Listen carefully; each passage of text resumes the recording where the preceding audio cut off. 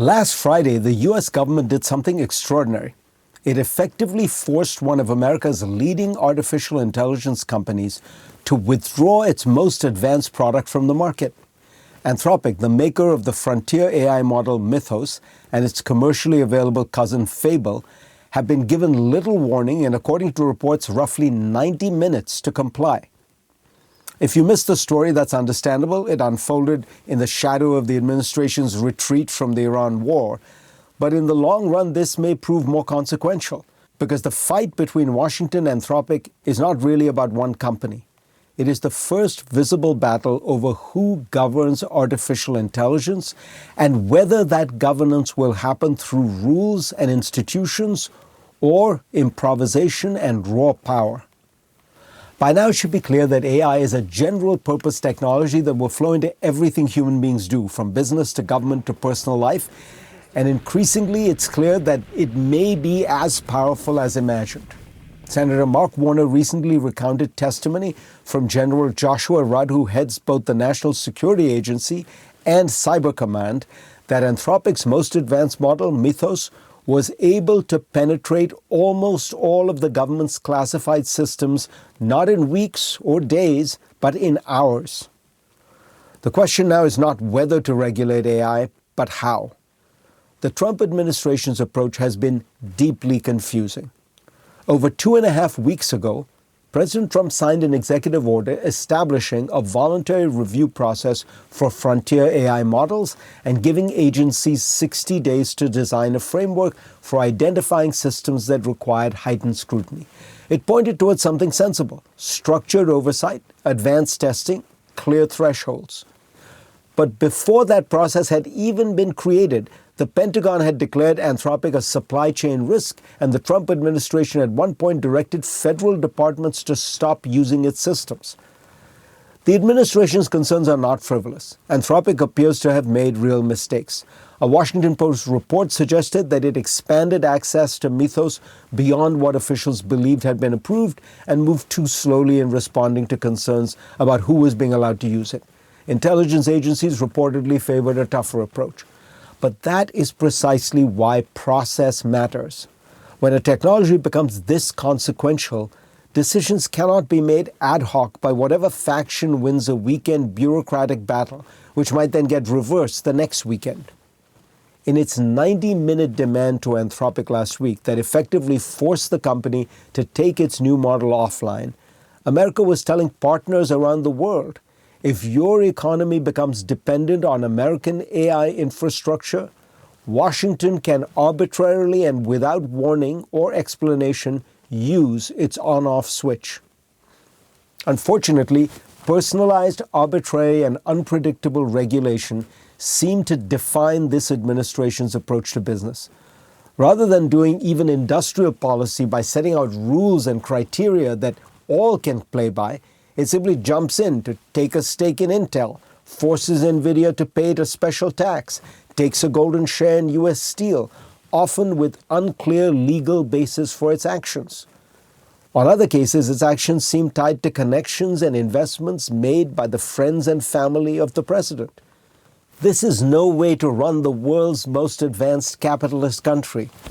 There is plainly bad blood between the Trump administration and Anthropic. In the initial fight between the company and the Pentagon, Pete Hegseth accused Anthropic of betrayal and duplicity. Senior administration officials have repeatedly criticized the company, saying it was woke and hired too many Democrats. President Trump has publicly mocked the company. AI is too important for this kind of score settling. There's a better way forward, one rooted in an American invention that has worked extraordinarily well. Banks became crucial to the capitalist system, providing capital which was the lifeline of the American economy. But banking is prone to crises which have huge consequences.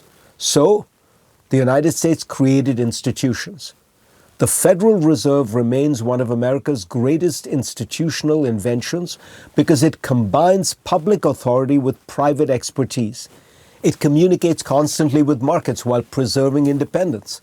It conducts examinations, runs stress tests, establishes capital requirements, publishes guidance, and intervenes in graduated steps. Most importantly, the rules apply broadly and consistently. This is roughly what advanced AI needs. We should create a Fed for AI, an independent institution staffed by experts in technology, national security, and business. It would require frontier developers to provide pre-release access for evaluation, establish transparent thresholds for dangerous capabilities, build a ladder of responses, warnings, remediation, conditional deployment, restrictions, rather than abrupt bans, and make those rules apply equally to everyone. America should build such a system. Europe and Japan could create parallel institutions. Democracies must coordinate standards just as central banks do coordinate for financial stability. This is not an argument for slowing innovation. America's banks have dominated the world because they are well regulated, not despite that fact.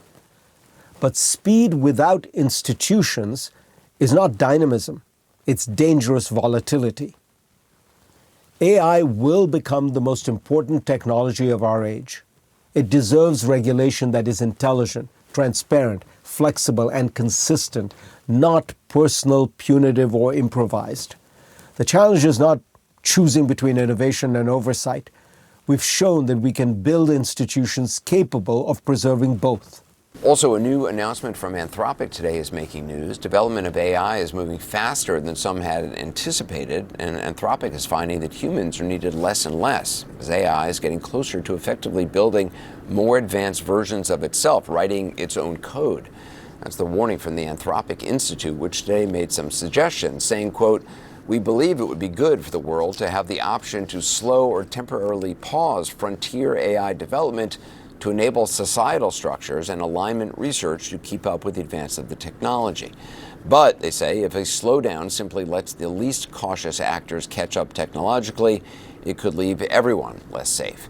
Anthropic goes on to explain this would require AI labs in multiple countries agreeing to stop under the same conditions or work under the same conditions. Jack Clark is an Anthropic co-founder and head of public benefit. He joins me now. Mr. Clark, you said that we are trending toward an, quote, AI system capable of fully autonomously designing and developing its own successor, which is called recursive self-improvement, and that it could, quote, come sooner than most institutions are prepared for. Let's start with what is recursive self-improvement exactly? The goal of the AI industry, the AI researchers, has been to build systems smart enough but they could become a generally competent scientist and make scientific discoveries, one of which would be figuring out how to build better AI systems. I think it's highly likely now that we're on the cusp of developing systems that are capable of just that, and they may come along in the next few years rather than decades, which is a lot sooner than I think people had been anticipating. The upside potential of this is huge, as is the potential risk of this. So let's just talk about the upside. What is the benefit of this? So today, when we want to do good in the world, in areas like biology or medicine or robotics, you have to take these systems that mostly exist as digital AI systems and adapt them into this complex domain in the real world. And you do that by pairing with scientists to do it. Now, an AI system capable of improving itself is also capable of going into domains like medicine, going into domains like biology, discovering what it needs to get smarter and more capable, and working with people to adapt itself to improve its performance there. So I think what we're seeing is the potential for a dramatic acceleration in science in the coming years as these AI systems gain this capability and become much more like creative co-scientists than tools that scientists use, which would be a big change. The downside, I mean, for anybody who's seen any science fiction movie, and I hate to be so sort of, given my lack of science knowledge, a lot of it comes from science fiction movies, but obviously in all the science fiction movies, we give control to these machines, and obviously we all know what happens, and the people who create them are the first ones who get killed, and then they run amok in human society. What to you is the risk here? Yeah, we read the science fiction and watch science fiction here as well. So it's not lost on us, but this is how some of the stories start. And the risk here is what happens if you can't validate or verify or trust the behavior of these systems. It would be like if we dropped hundreds or thousands of new colleagues into your newsroom it would take you a while to figure out if you can trust them, if they work in the way that you expect, if when you ask them to do things, they come back with something that you think is good and in line with your expectations. That's one of the challenges here. How do you maintain control over fleets of scientists that are much, much larger and much faster than ones you've had before?